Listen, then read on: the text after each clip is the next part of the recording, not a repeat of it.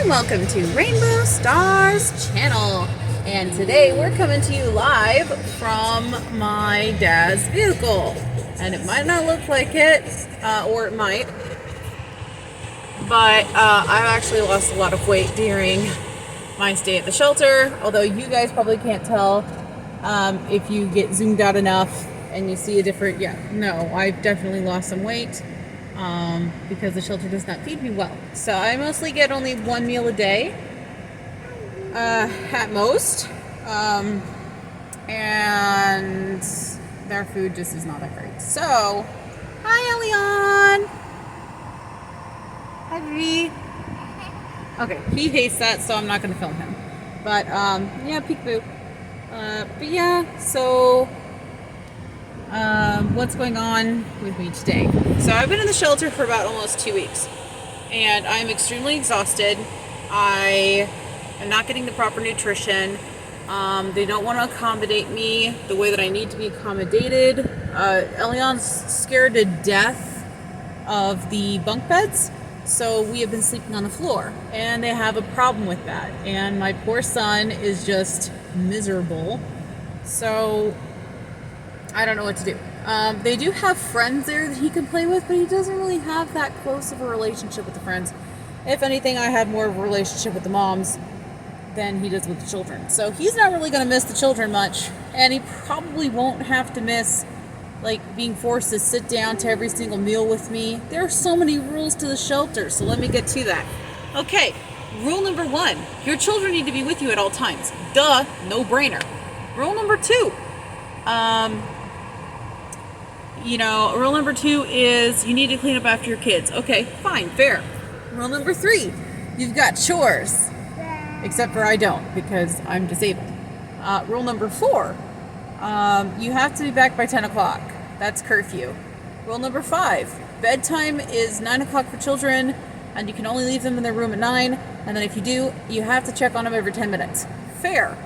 Rule number whatever the hell we're on. So, the canteen now closes at 9. So if you are one of those parents who can't sit and actually eat with the other parents because your son won't stay in the room with you and you have to follow your kid around, which makes it not feasible for you to eat, then I guess that we would be screwed, essentially. Because after you put them to bed at 9, instead of leaving them to go get something to eat, you're no longer allowed to do that. So, by the way, all medicine is to be locked in the office. Fair, you don't want the kids in the medicine. That makes sense, although it makes it a pain in the ass when you gotta treat your kid for an ear infection because you gotta wait for people to open the door so you can get your medicine.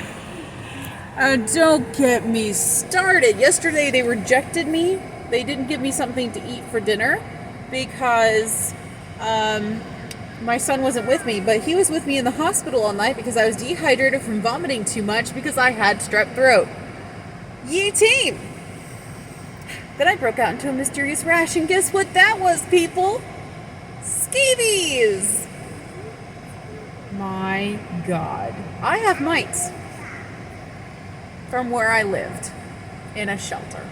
So, there we go. You got some domestic violence, go to a shelter and get mites. That sounds great. So, I'm going to be treated for that as well. Yes, this new place knows. No, that's not scabby, that's just a dot. Anyway, but that is absolutely disgusting. So, it's a cesspool for disease where we are. He got an ear infection, so obviously we need to leave this place. And they were getting on to me about not knowing my goals or whatever, but I'm like, dude, it's hard to know the goals when the goals are get home. That's the only goal I have. That's the only goal I want to have is get that guy out of my house so I can go home.